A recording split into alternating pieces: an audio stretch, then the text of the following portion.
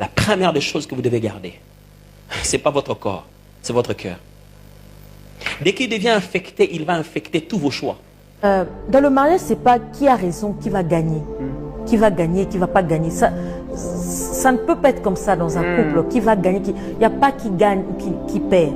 Dans le mariage, on doit vivre bien. Alors, si vivre bien ce moment-là, c'était me taire, même si je savais que j'avais raison, je me tais pendant ce moment-là pour garder la paix.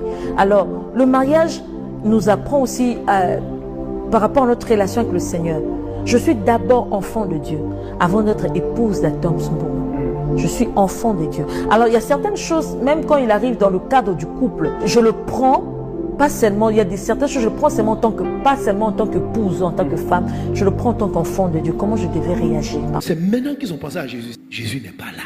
Parce qu'on ne l'invite pas au dernier moment. Ce n'est pas le jour de la bénédiction que Dieu arrive dans le foyer. Dieu bénit les foyers parce qu'il était là au début. Les pasteurs ne viennent que concrétiser en vous imposant les mains. Ce n'est pas ici l'onction va venir. Plusieurs marchent avec Jésus comme étant le sauveur. Mais pour que ton couple soit restauré, Jésus ne doit pas être ton sauveur seulement. Il doit être le Seigneur. Ça veut dire celui à qui tu obéis à la lettre. Alors, pour illustrer le mariage, vois le M de mariage comme maturité. Dieu marie. Dieu prend le contrôle réellement des mariages lorsque l'homme et la femme sont mûrs. La Bible dit, l'homme quittera son père et sa mère, pas des enfants, quitteront leur père et leur mère et s'attacher pour devenir une personne. Non, il faut être mature. Le mariage, c'est pour les personnes matures. Beaucoup de couples ne sont pas heureux. Et si tu es immature, tant que tu ne passes pas cette étape d'immaturité, quelle que soit même l'attitude de ton conjoint, il ne pourra pas te satisfaire. Tu seras malheureux, malheureux dans ton foyer. Tu ne vas pas valider l'élément de la réussite qu'on appelle être heureux dans ton foyer. Tu crois que le diable ne connaît pas ce que c'est le pouvoir du sang de Jésus? S'il y a un esprit qui connaît le pouvoir du sang de Jésus, c'est le diable.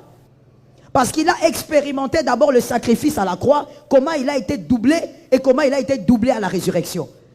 Pendant que toi tu pêches, pendant que tu es en train d'imbiber tes fiançailles de la saleté, pendant ce temps-là, le diable va te voler ce que peut-être tu ne connaîtras jamais jusqu'à ta mort. Frère, tu vas te repentir. Jésus est fidèle et juste. Mais est-ce que tu sais ce que tu as perdu? Si Joseph avait touché la femme de Potiphar, il ne serait pas ministre. Il faut faire attention. Si Samson avait laissé ses cheveux, Samson ne serait pas mort avec ses ennemis. J'ai l'habitude de dire, ce n'est pas une gloire que de mourir avec ses ennemis. Dieu ne l'avait pas appelé pour qu'il meure avec ses ennemis. Mais les cuisses de Dalila ont amené Samson à la mort avec ses ennemis. J'ai dit à quelqu'un dans cette salle, fuis le péché. Non, je n'ai pas entendu des amens. Fuis le péché.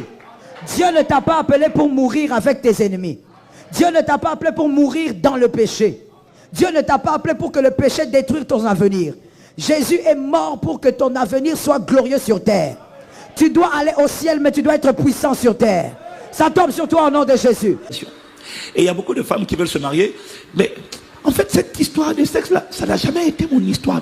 Ça n'a jamais été mon fardeau, mon désir. J'ai jamais aimé ça.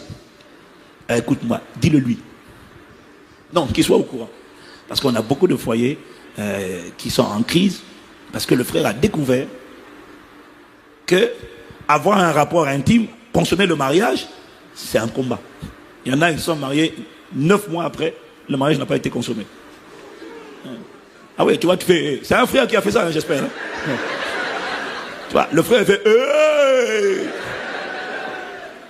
mais sauf qu'il n'a pas dit avant. Elle n'a pas dit avant. Donc là, c'est pareil, vice caché.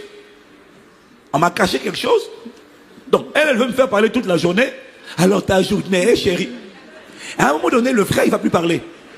Et elle ne comprend pas pourquoi il en a marre. Toi, tu es contente. Lui, il est tendu. Parce que je préfère rester célibataire avec mon lit de célibataire plutôt que d'être marié dans un lit à deux avec ma chair.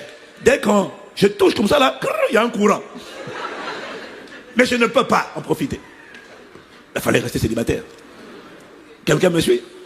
Parce que si le fait d'être dans le même lit, on parle seulement ça, c'est toi qui es contente, mais moi, si je ne peux pas profiter de mon épouse, alors ma chair va me tirer. Et c'est comme ça qu'on livre son conjoint à l'adultère. D'abord dans les pensées. Et si ce n'est pas la grâce de Dieu qui le tient, il peut basculer. Alors c'est pas une excuse, il ne doit pas basculer mon frère, tu ne dois pas, tu dois venir parler, et puis on va régler ça, on va vous aider. Parce qu'il y a des démons à chasser dehors là, à mettre dehors, et puis il y a des forteresses à faire tomber. Mais ce que je veux dire, c'est qu'il y a beaucoup de ceux qui ne disent pas. Ce qui fait qu'il y en a un qui fait sa part, mais quand l'autre ne fait pas sa part, tu rends le mariage pénible. C'est toi qui deviens le responsable du désastre de ton propre foyer.